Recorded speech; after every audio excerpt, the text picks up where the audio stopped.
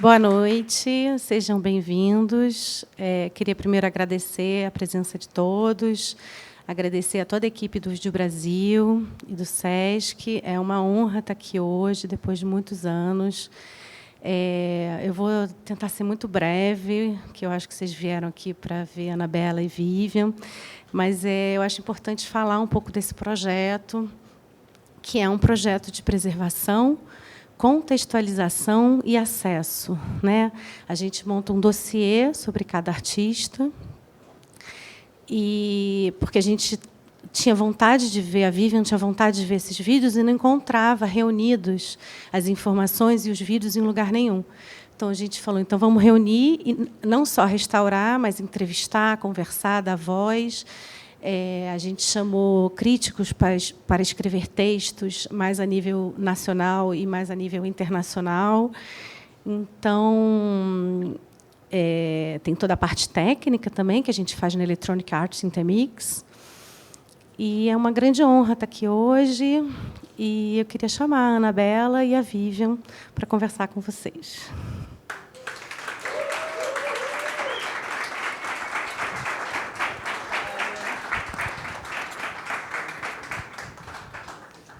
Anabela, eu já vou começar avisando que vai ser uma conversa super informal. E, Anabela, eu acho que você tem muita coisa a dizer sobre essa temática. Se vocês tiverem perguntas também, sentem-se livres a fazê-las. E gostaria muito de agradecer, naturalmente, a Vídeo Brasil, não somente por ter convidado, mas somos parceiros também. Então, é uma parceria muito, muito feliz. Esse é o número 40, mas, de fato, para a Anabela, já é 49, porque os vídeos da Anabela, o primeiro vídeo foi em 1974, não é? E eu acho que muita gente não sabe da história da vinda do vídeo ao Brasil. O primeiro porta-pac que chegou aqui foi uma história interessante.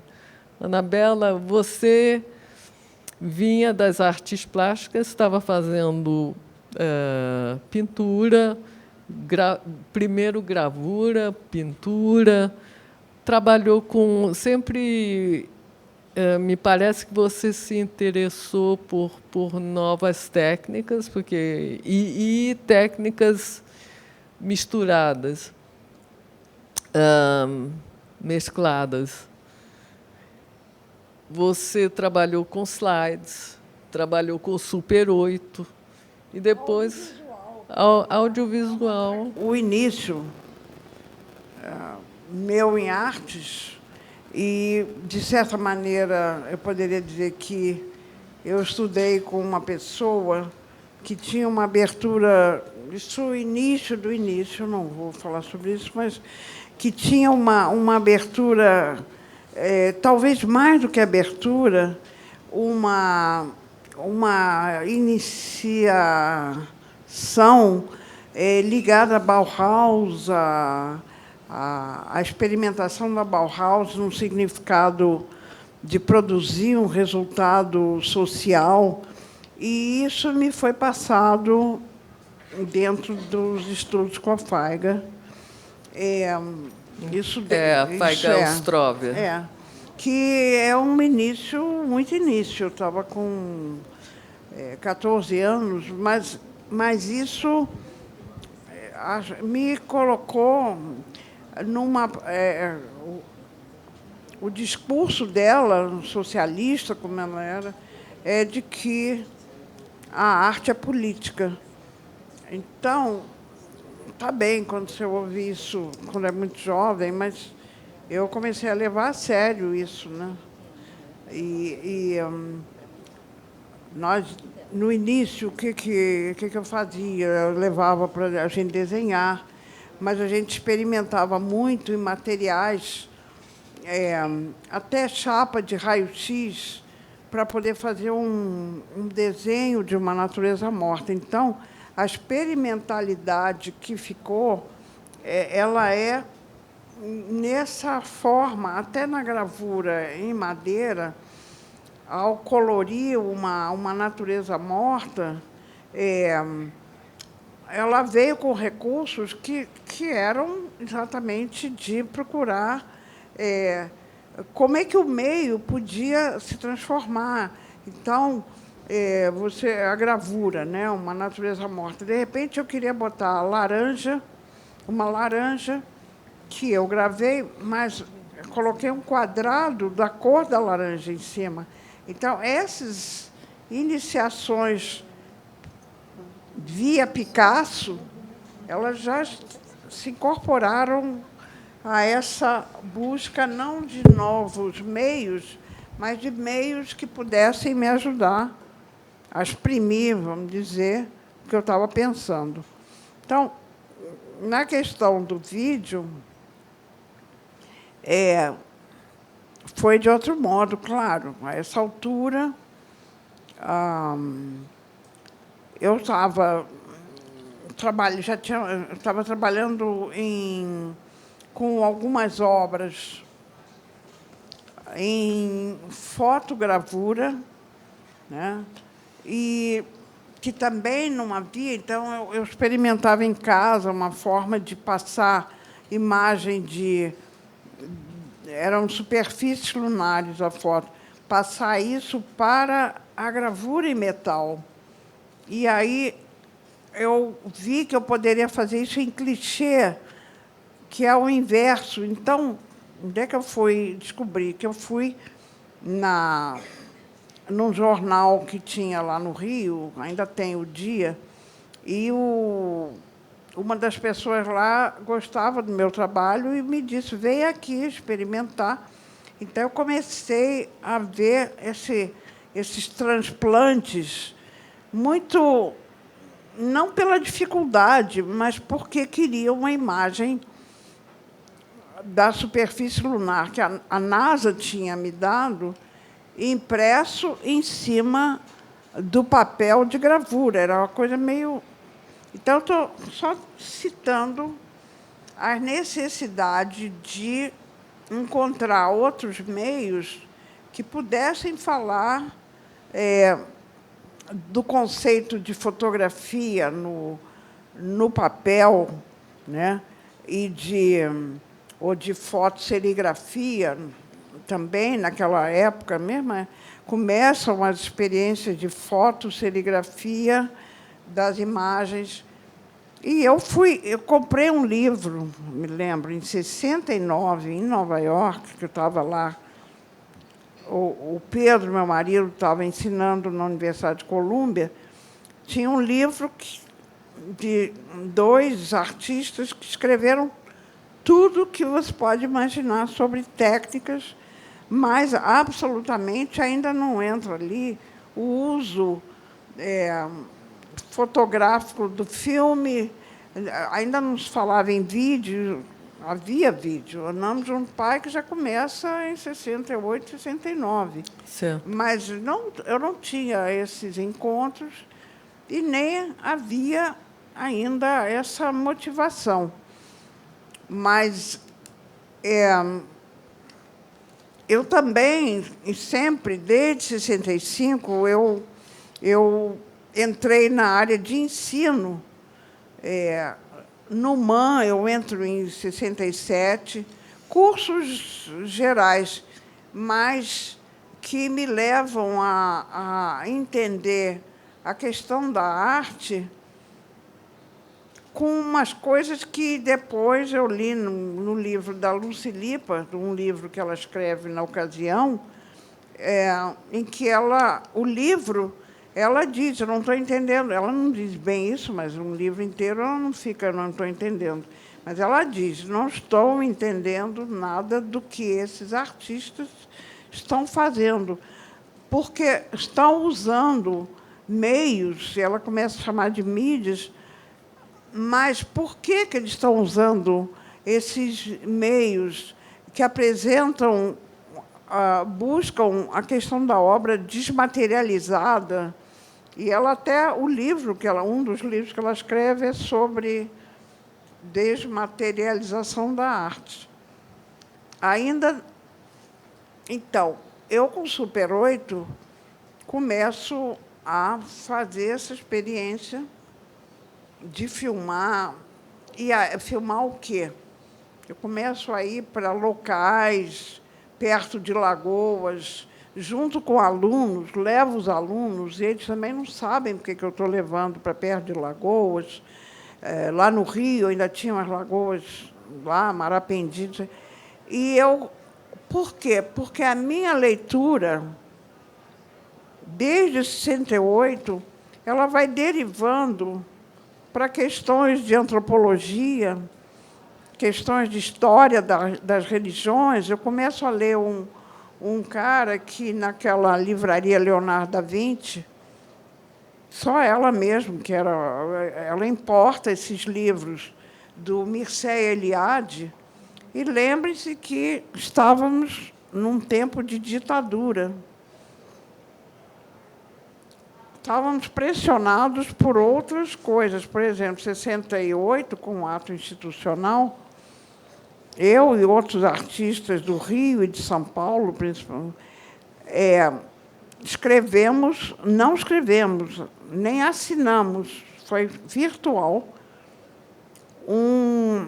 um boicote geral a qualquer exposição que fosse do governo brasileiro, mas a Bienal, que não era assim, que eu vinha participando, assim como outros artistas, e por isso mesmo tínhamos não é um motivo, mas ficava um significado forte de nós boicotarmos a Bienal de São Paulo, porque tínhamos ouvido falar que, na Bienal, havia duas regras, eles negaram, mas que seriam de que você não poderia mandar trabalhos que tivessem um motivo político e nem um motivo erótico. Então, eu não vou continuar nessa história, mas, com isso, na reunião que tivemos, e quando eu vou dizer uma reunião secreta, parece, puxa, a Anabela está exagerando. Não estou. Uma salinha de dentro do museu. O Maurício Roberto, arquiteto, que era o diretor, disse para nós irmos ali para uma reunião. E dali saímos com tractatus do que não faríamos mais, mas anotado em papel. Eu fiquei encarregada, não sei lá por quê, de ficar com aquelas folhas escritas, mas nenhuma assinatura. Eu estou relembrando isso porque a busca de novos meios não tem a ver com a razão política da ditadura aqui no Brasil. Tem também, mas estava havendo uma mudança internacionalmente que tinha em alguns artistas dos Estados Unidos e alguns artistas ingleses se movendo para... É claro, eles tinham o peso da obra do Andy Warhol, o peso da pintura, e ali havia uma razão também política deles contra o mercado de arte. Então, eram várias coisas. Enfim. O mercado de arte e também o mundo televisivo, não é? A televisão que estava começando a ficar que tudo estava crescendo de uma maneira forte. Era um momento, nos Estados Unidos, na Inglaterra, que exatamente tinha um mercado de arte muito forte, a pintura do Andy Warhol.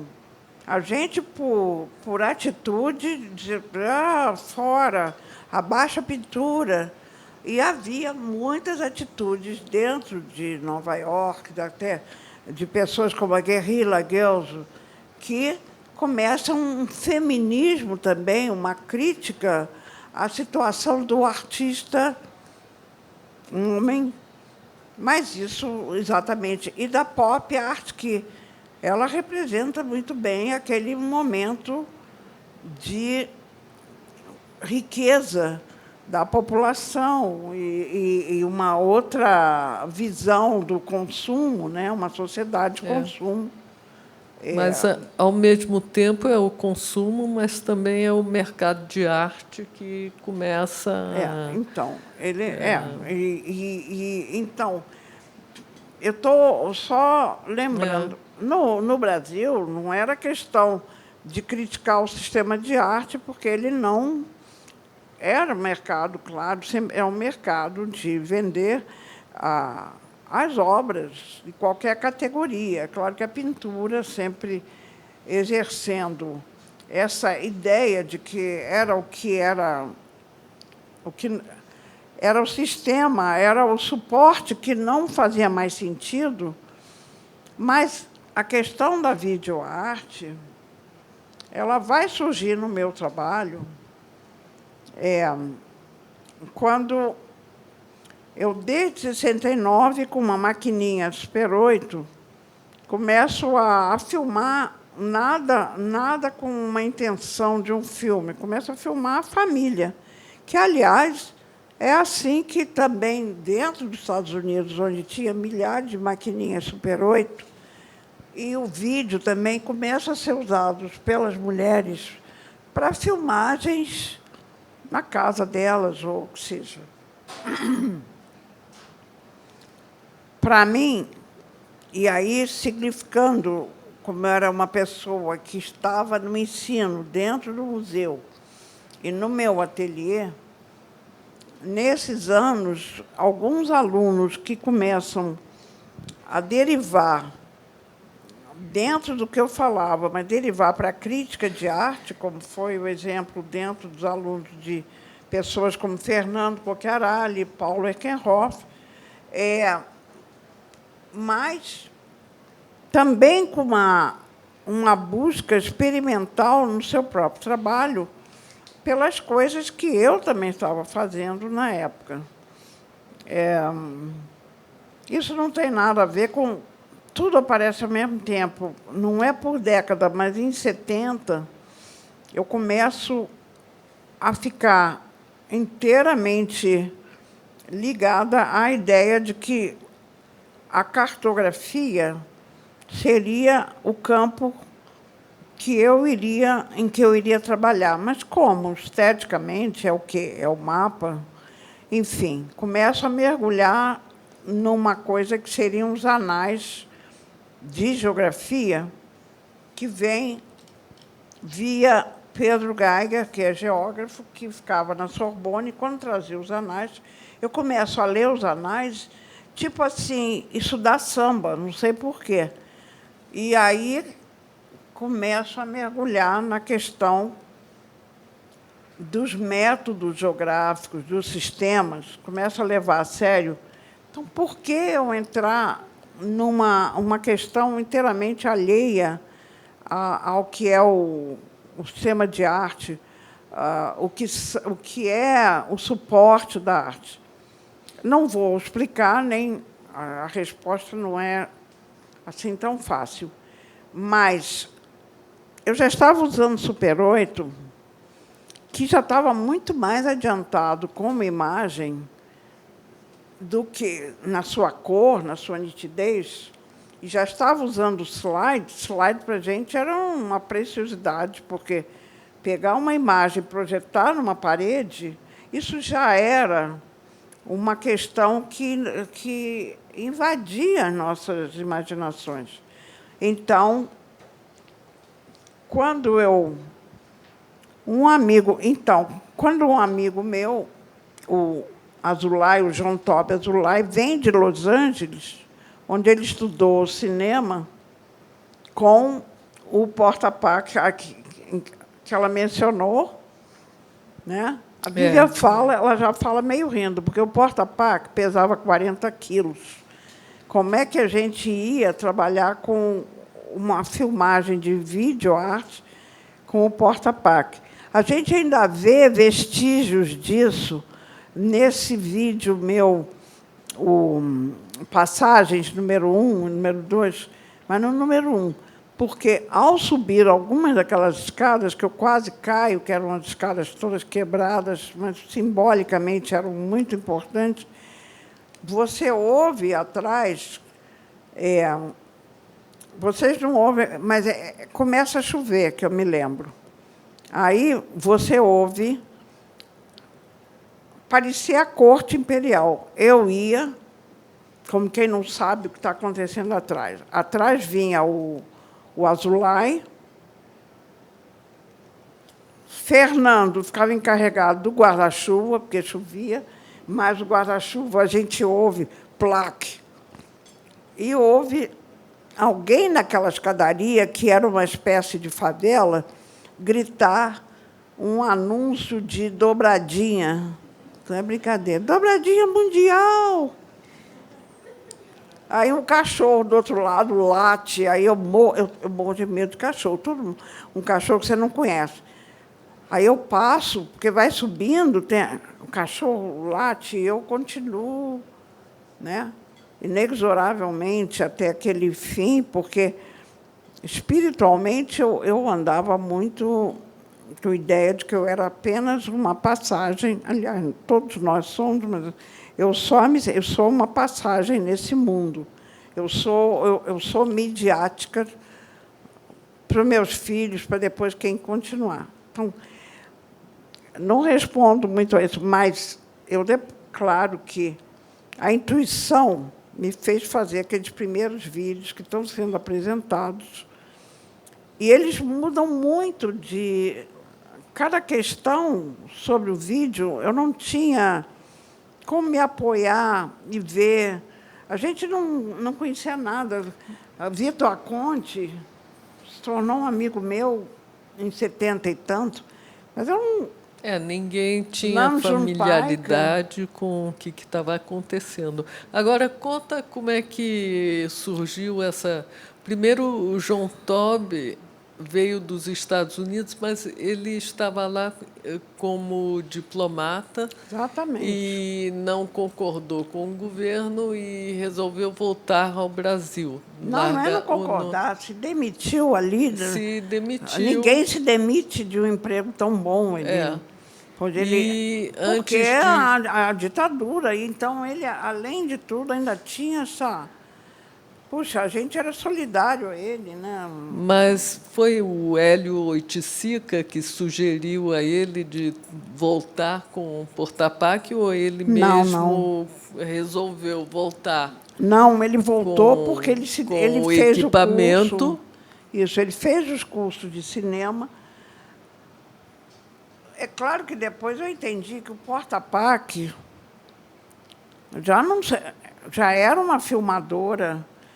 Em 75, por exemplo, que em 75, quando eu conheço uma pessoa que fica amiga minha, que tinha uma máquina de vídeo normal, desse tamaninho, filmando, e chamo ela para ficar... Chamo, quer dizer, convido, porque eu tinha sido convidada para ir conversar com boios. Mas tinha um convite também para os artistas brasileiros participarem em Filadélfia, se não me engano. Ou isso foi depois? Não, isso de Filadélfia já é. Em 74, eu faço esses filmes que alguns vocês estão vendo aí, e o Walter Zanini era o diretor aqui do MAC, ligado à USP, e ele me convida e diz assim, olha, tem uma exposição de vídeo no ano que vem, agora em fevereiro, sei lá. E aí eu queria ver os teus vídeos e quero mandar. Sempre pegava um ônibus, né, para vir, um ônibus à noite. Eu vivia vindo aqui para São Paulo 6 horas da manhã eu chegava aqui no MAC, aí tinha um sofá lá, eu ia dormir até o Zanini chegar. Parecia brincadeira, mas deixava as crianças, deixava o almoço. Só que esses negócios são bem complicados. E lá vinha o Zanini, que era meio doido, maravilhosa pessoa. E trouxe os vídeos. Tem uma foto que a Cristina Freire publicou num livro dela, que estou eu e o Zanini sentados num caixote, um caixote daquele de feira, dentro do MAC, onde era o MAC. A gente está assistindo a um vídeo meu, porque arranjaram um tubo catódico desse tamaninho, e ali é que o Zanini viu meus vídeos. E aí eu estou contando a verdade. Não sou boazinha, mas eu gostava muito daqueles meus alunos. Então, eu trouxe também um vídeo do Fernando Cocchiaralli, na mesma máquina, um da Sônia Andrade e um do Ivens Machado. Então, o do Ivens, eu nem olhei os vídeos, eu trouxe e disse, eles têm que entrar também, porque eu pensei, para mandar para uma exposição dessas, tem que aparecer uma turma de brasileiros, né? E aí foi mandado todo. Você sabe que o vídeo do Ivens era pornô? Eu não vi a segunda parte. Menina... Então, o Brasil bombou lá, né? Sério. Bom, a alegria deles, que ainda não tinham participado de nada, nem de exposição, e já estávamos no boicote desde 68. Então, essas pessoas eram um juramento de fidelidade, tinha de ser. Não participar de nenhum vídeo enquanto houvesse a ditadura, né? Alguns me traíram, mas não faz mal, isso foi depois. Não importa quem, nem vou... a Lônia está dizendo para não falar, eu não vou dizer. Né? Mas isso tudo... Não, era triste, você não tem ideia. Sim, eu só vou dizer o seguinte, quando o Zanini... Não vou falar o nome. O Zanini, o MAC era ali, lá em cima, né? Aqui está a Bienal, ele tinha entrada para a Bienal. Quando ele soube que dois desses traidores mandaram seus trabalhos e foram aceitos, não com vídeo. Você sabe que ele saiu de lá? Ele só não saiu com uma vassoura ou com um chicote. Eu fui junto, né? Porque eu fiquei com medo. O Zanini era muito grande. E essas pessoas, uma mulher e um homem, só digo isso. Pronto. O pito que ele passou dentro da Bienal, assim, mas assim, vocês são traidores. O Zanini era muito sério, e eu também era muito séria. Eu sempre fui, eu sou séria. Mas os outros continuaram muito ligados a mim, né? E isso é um momento. Agora, a questão do vídeo, né? Por que usar o vídeo? E eu conversei com a Noni ontem sobre essa questão. E ela colocou exatamente que o vídeo, que acaba vencendo como meio até para a televisão e tudo, ela diz era o imediatismo daquela imagem e som. Aquilo era... Então, eu sentia que isso transmitia uma verdade. Não é que Super 8 não vou, mas Super 8 você teria de ir procurar a imagem. Não tinha o som. Super 8, em geral, a gente usava sem o som, porque a pista sonora era muito, muito fina e ruim. Também tinha isso. E o vídeo já tinha a vantagem de ter o som. Quando eu usei o primeiro vídeo que eu faço com o primeiro vídeo, Passagens, você vê que o meu conceito do que significaria vídeo não é questão, não entra o som. Entra esse sacrifício, essas subidas para Nowhere Land, chega lá, não tem o que falar, no outro, enfim. Era uma coisa muito... quer dizer, claro, vou chamar de performance, porque é a minha atitude. Não é? Performático. É performático. E eu me lembro que eu falei para o Azulay dele conseguir, quer dizer, ele estava muito longe para filmar, mas deu conseguir andar o máximo de lado, como se o próprio corpo fosse bidimensional, quase. Como se aquelas escadas fossem para uma leitura, como páginas. Então, a gente tinha essas ideias também, mas, no segundo que eu faço, já é a minha necessidade de fazer uma declaração, e eu digo para isso, o vídeo com som. E aí, essa declaração eu faço em inglês, porque aí o Zanini já tinha me avisado, então essa eu faço, dizendo, na verdade, falando do nosso subdesenvolvimento, que ele não existe. Quer dizer, que nós temos de nos submeter, mas eu não falo da ditadura, mas dou já uma impressão de que nós estávamos meio... uma situação muito, muito repressora. E, no terceiro vídeo, sei lá, eu já vou para uma outra questão, que é aquela do meu interesse nos estudos antropológicos, e aí eu já vou para ali, para aquela... lá dentro da floresta que continua do Parque Lage, e o Jomico, e eu dou umas voltas e eu digo que é fora do centro, enfim, eu não estou aqui contando o vídeo, mas ele, para mim, tinha uma emoção, porque eu estou rodando em torno do centro, como se fosse um arquétipo para mim, e estou com uma flecha na mão. É engraçado que eu estou com a flecha, não com arco, não. Estou vestida de propósito, a mesma roupa que eu uso para o primeiro, para Passagens, eu atiro num certo lugar. Isso tudo era um significado simbólico para mim, porque eu vejo que eu depois escrevo out of the center. Então, é a minha vontade de sair daquela questão simbólica na arte. Mas não é psicologia, mas... E eu não tinha quem perguntar, então eu fazia aquilo. E eu achava que tinha uma compreensão.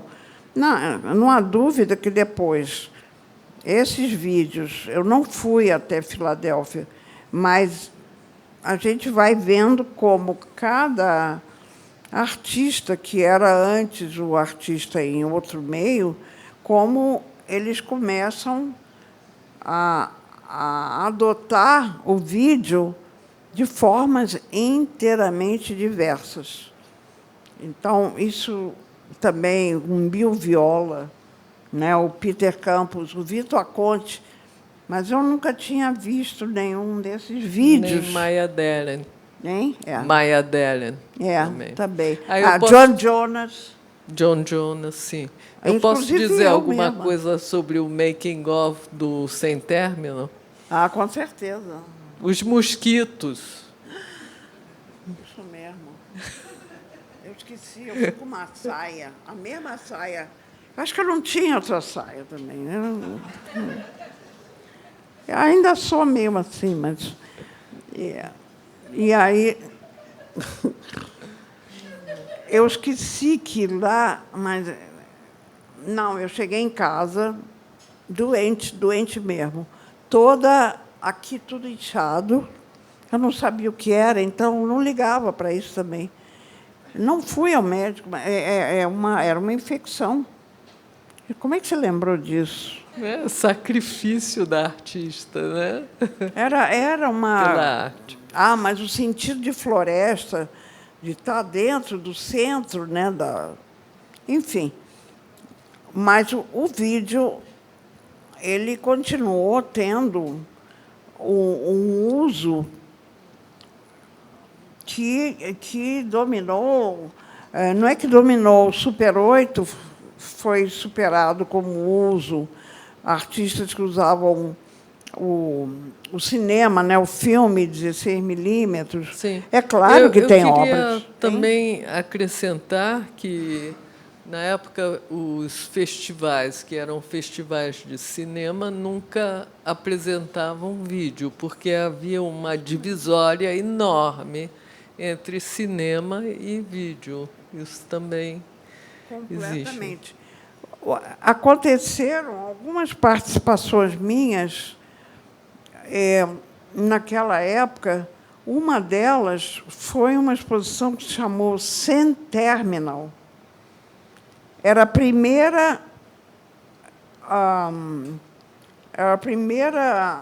vez que eram alemães, então, de Berlim a Vancouver, lá no extremo pacífico do Canadá, que se fazia uma transmissão naquela mesma hora, não importa se no Brasil era hora tal, 6 horas de vídeo. Cada artista mandou 6 horas de vídeo. E teve uma outra, até antes, na ilha de Kobe, no Japão, que também eu participei dela, tipo 75. E não sei como mais que eu mandei para Kobe, nunca voltou. E, incrivelmente, recebi, numa carta, o pagamento em dinheiro japonês. Uma coisa incrível, honestíssimo, né? Anabela, eu queria também acrescentar, como você está falando da VHS, do problema que vocês tinham com cópias de VHS, porque tinha que mandar um exemplo para o festival ver.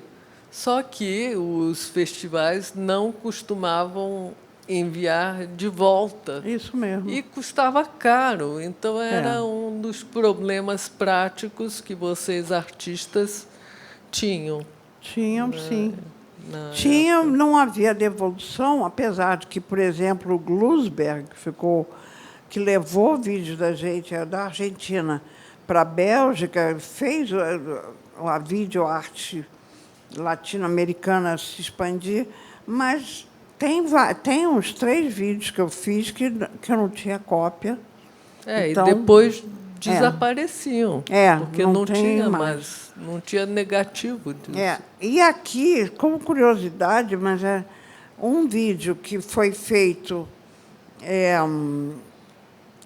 uma filmagem em 76, onde eu reuni as pessoas do vídeo, as pessoas estão citadas, e também a Ana Vitória Mussi, que era da fotografia.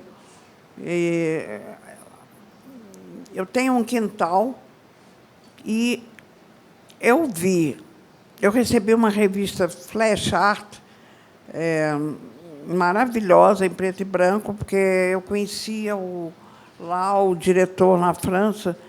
Então, numa dessas Flash Arts, e que mostrava um trabalho experimental, exclusivamente diferente da Art Forum, que era muito melhor, mas que havia uma questão mais mercadológica.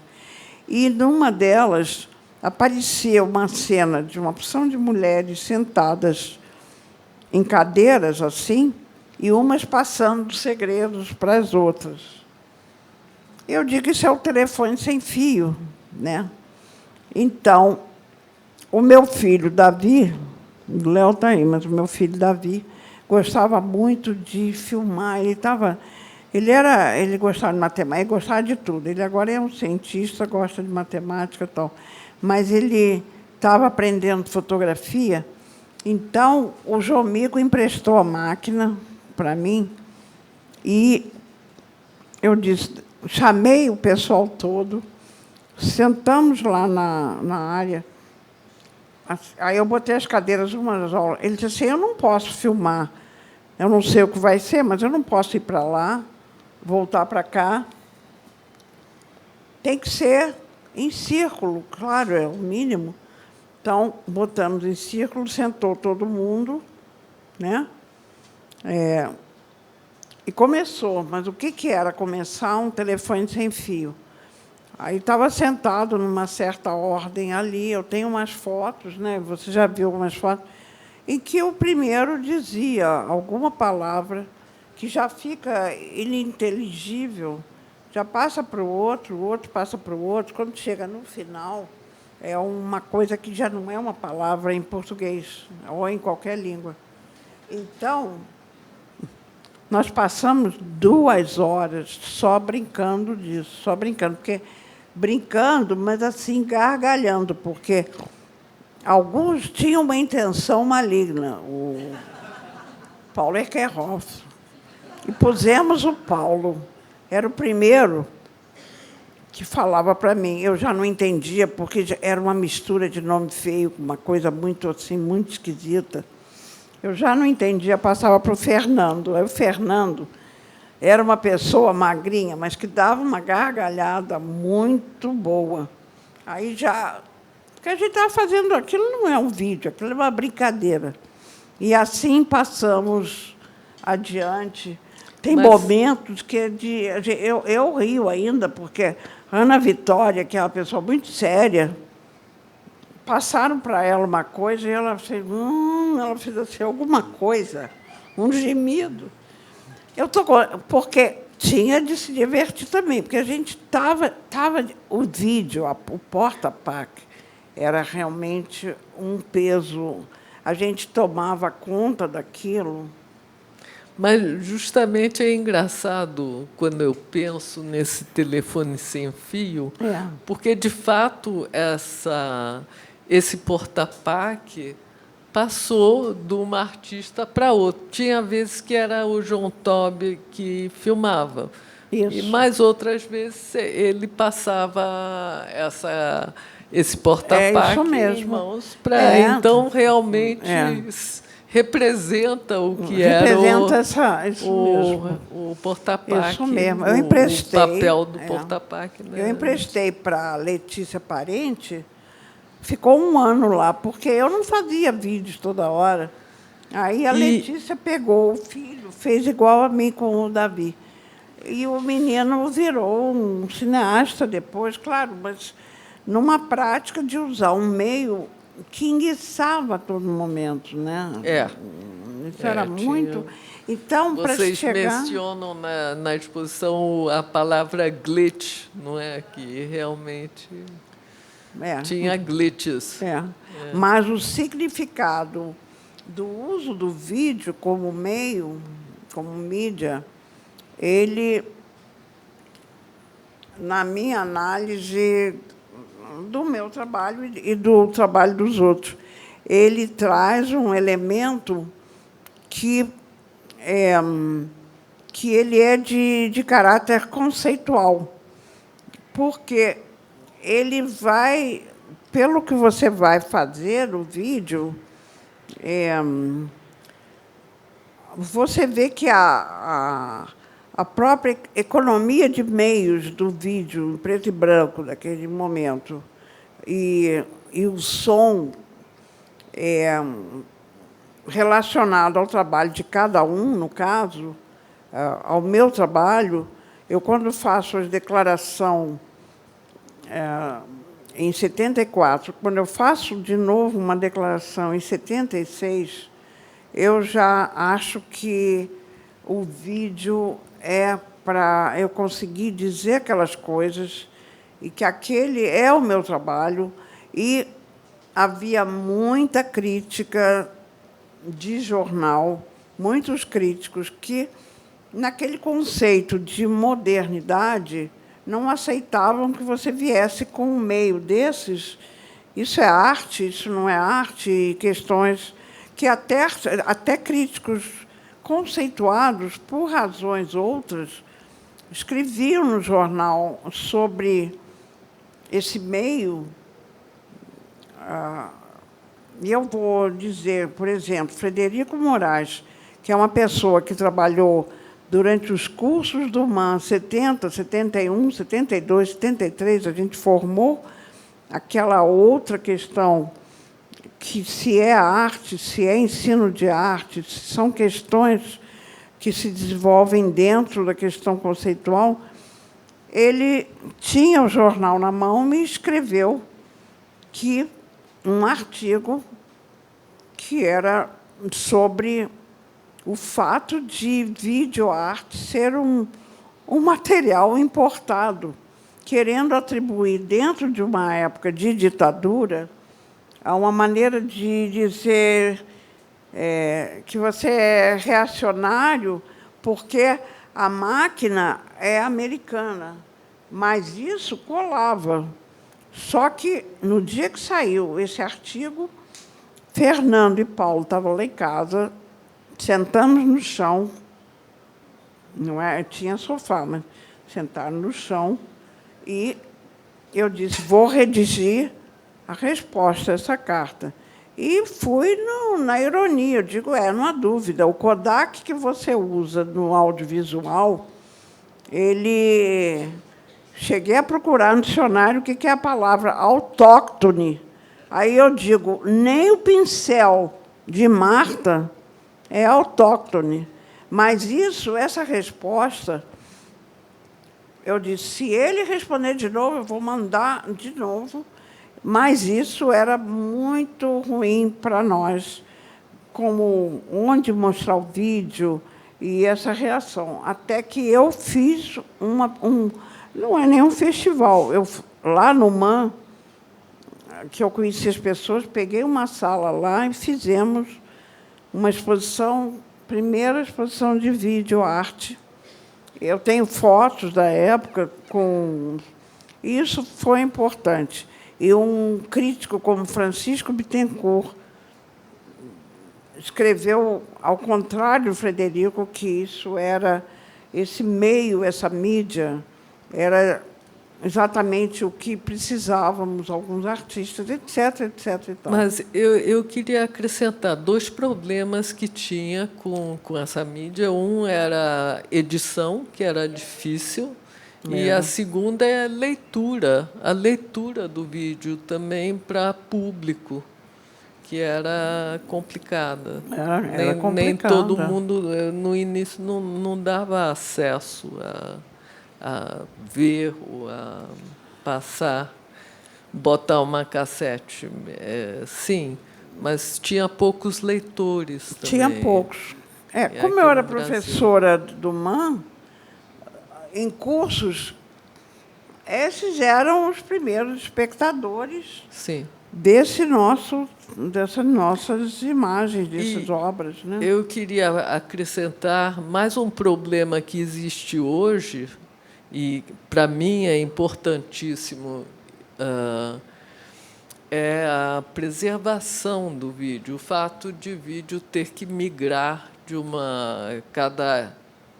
no mínimo 5 anos para um outro file, ou tem que reciclar sempre.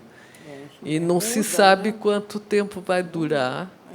E tem pouca gente falando sobre isso. Por exemplo, em festivais de preservação, onde focam na preservação de cinema, não falam sobre vídeo. Eu não conheço nenhum nenhum festival que está falando sobre esse problema.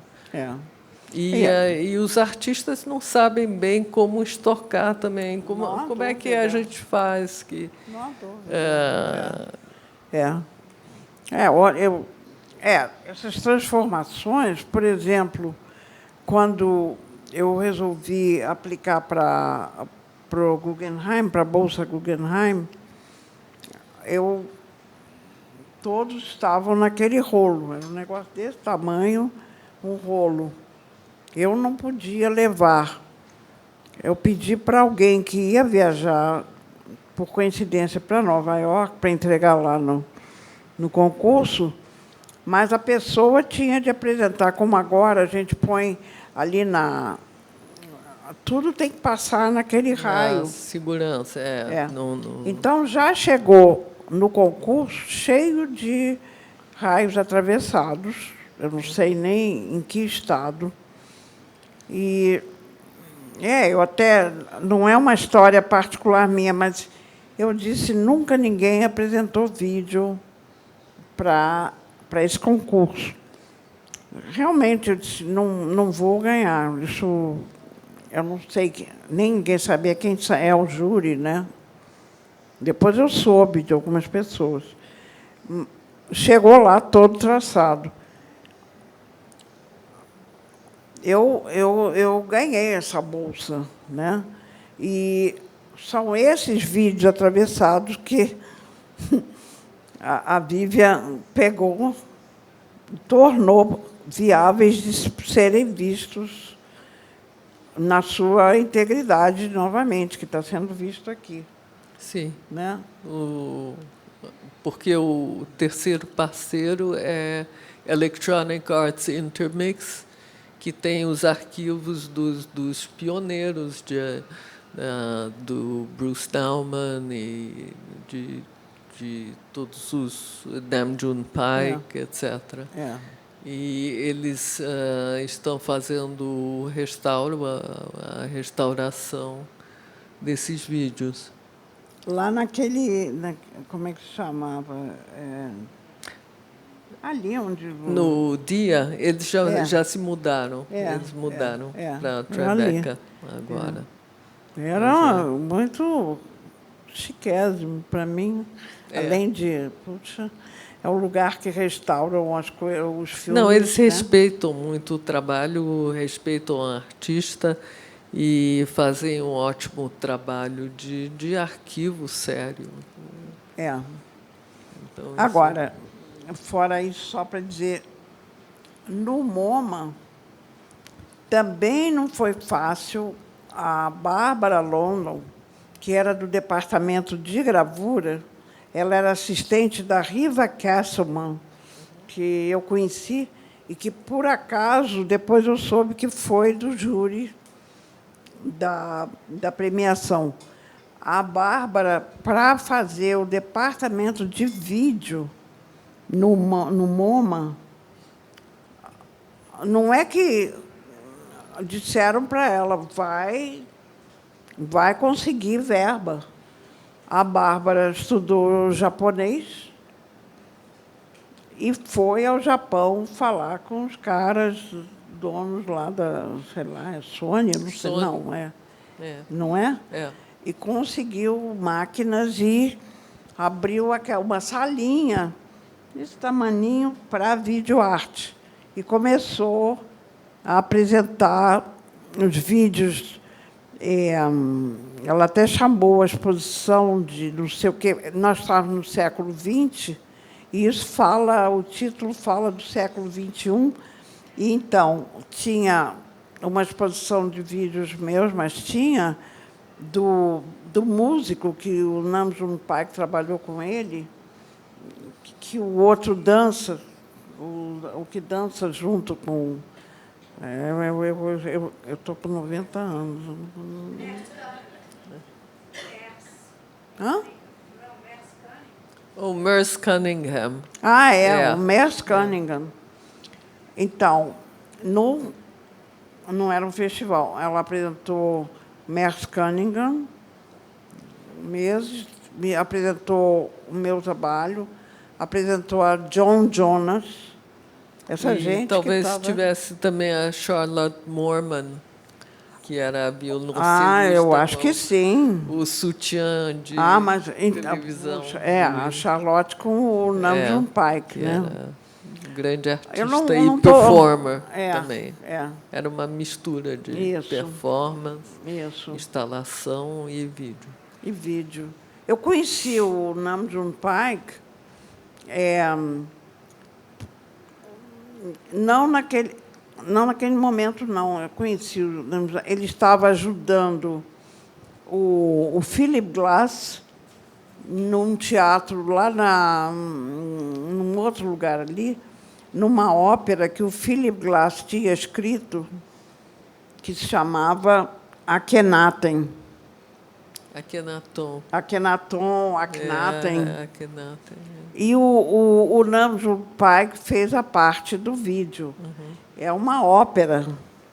Sim. Uma ópera maravilhosa, que é estranhíssima, onde o Philip Glass, não só no piano, mas ele bota o cara, que seria o Akhenaten, falando não é microfone, eu vou fazer uma cidade, não sei aonde.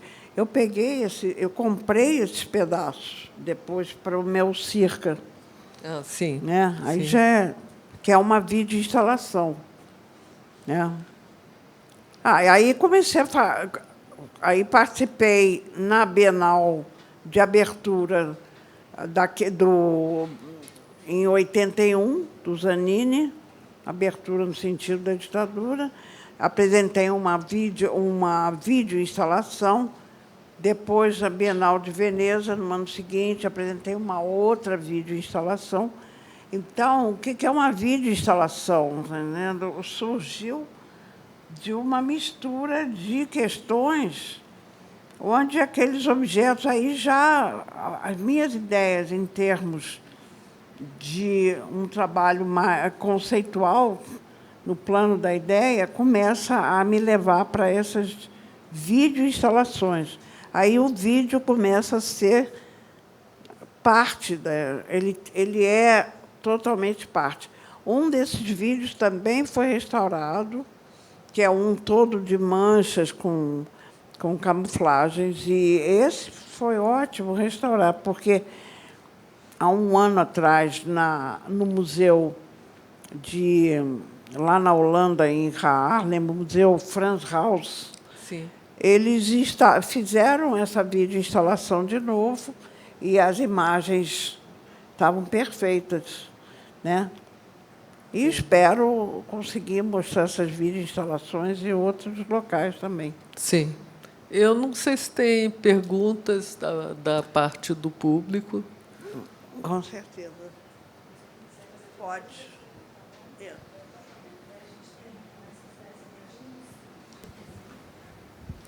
Olá. Eu achei muito interessante o que você falou sobre essa espécie de boicote em 68, né, as exposições relacionadas ao governo.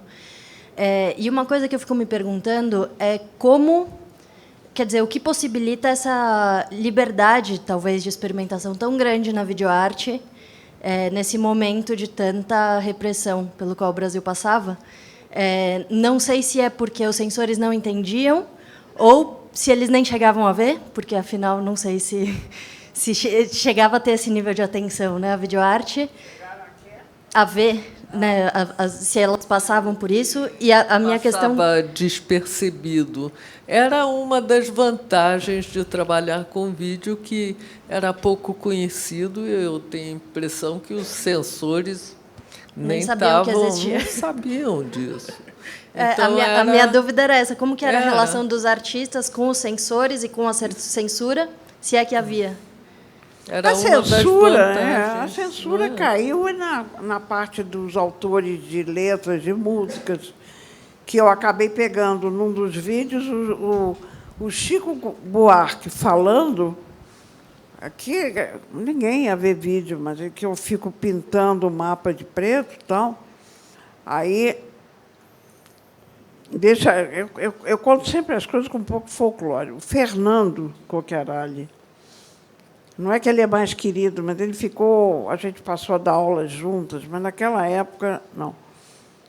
Quando eu fiz esse vídeo, ele disse: Ana, não passa esse vídeo, pelo amor de Deus. Ele não estava paranoico, mas ele tinha estado na prisão pelas ideias, sei lá, maoístas que ele teve. Então, toda vez que eu apresentava um trabalho, por exemplo, a Funarte inaugurou e começou com uma produção de livros sobre alguns artistas, então, aí pegaram o meu trabalho, o Rubem Gershman, mas eu resolvi que, na capa do livro, eu não estou desviando para... Mas eu ia botar uma gravura que eu tenho, que ela é uma cratera de lua, mas recortada como o Brasil, e está chamando de trevas. Aí o Fernando, por favor, porque eu disse, isso vai para a capa. Não faça isso.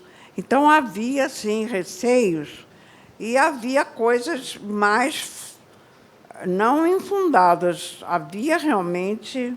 havia razão para ter medo. Uma vigilância em tudo. Mesmo, olha, quando eu fiz, outro dia até estava lá no MAC, quando eu fiz a apresentação de um trabalho que ainda não fazia vídeo nem nada, era um audiovisual, Circo Ambulácio, quando eu apresentei isso no MAN do Rio, vinha muita gente, um amigo meu, ótimo fotógrafo, ele foi fotografando o acontecimento, que tinha muita gente. E eu sento lá no chão para explicar aqueles simbólicos todos.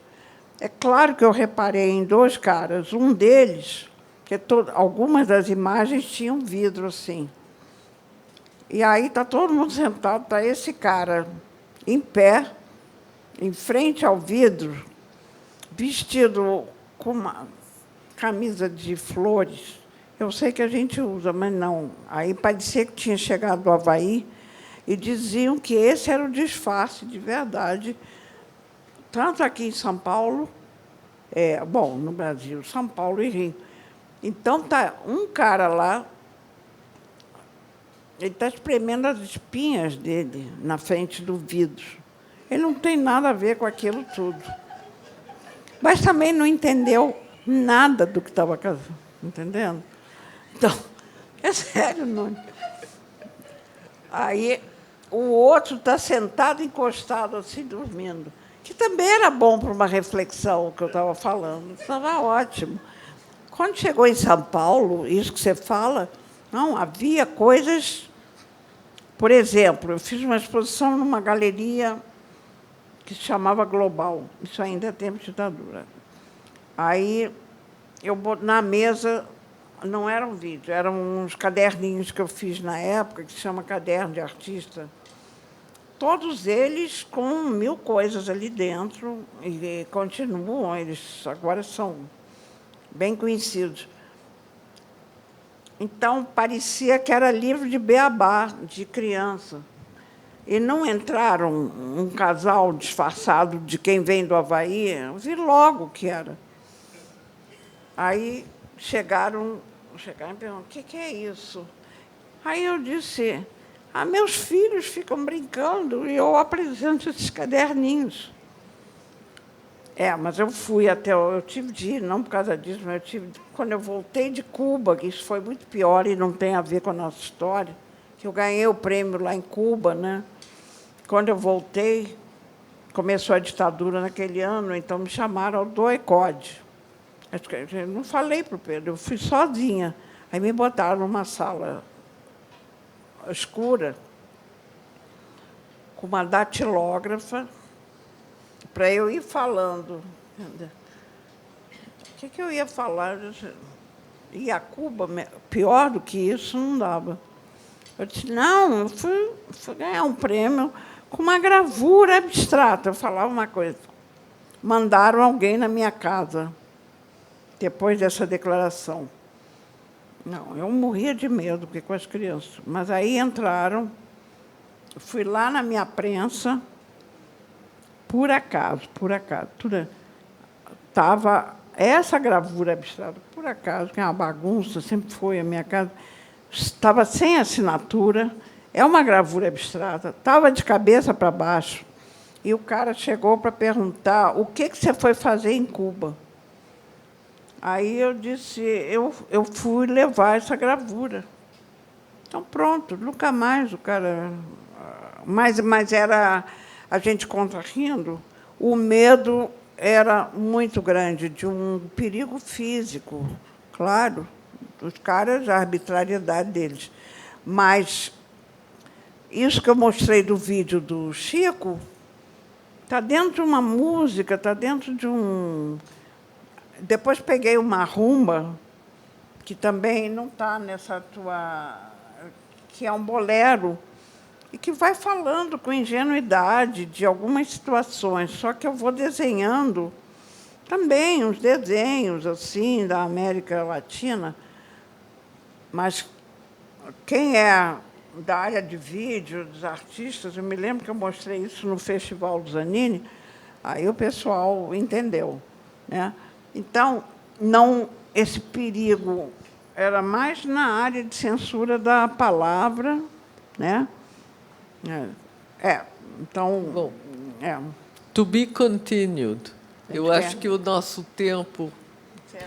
Só última pergunta, que o tempo está acabando. Então, uma maravilha ouvir a Anabela, a história do vídeo, super importante, genial. Mas a pergunta vai para a Vivian. Eu queria que você comentasse muito rapidamente e, se pudesse, mostrar um pouco o site do projeto para a gente poder fechar esse encontro hoje. E lembrar que todos os vídeos da Anabela estão disponíveis na videoteca, aqui logo aqui atrás, no espaço do Eixo Histórico. Isso é pré-estreia. Estamos... então, espero que vai ser usado. Muito obrigada, Anabela. Obrigada, Anabela. Obrigada, Vivian. E agradeço duplamente pelo presente que é para o acervo do Vídeo Brasil, através da nossa videoteca, poder iluminar essa geração do vídeo anterior à década de 80. Então, esse é um grande feito da Ostrovsky Family, e o Vídeo Brasil, assim como o Intermix, agora tem esse tesouro vivo, revitalizado, com documentários sobre cada artista. Eu acho que vocês podem entrar na página do projeto, e lá também vocês vão poder saber como acessar, como assistir os vídeos na íntegra através da videoteca do Vídeo Brasil. Mas toda a informação sobre os artistas, a documentação audiovisual, um documentário sobre a Anabela e os próximos que virão, estão online, vocês podem acessar. E, durante a Bienal, esses 4 meses, todas as obras da Anabela estão disponíveis na videoteca.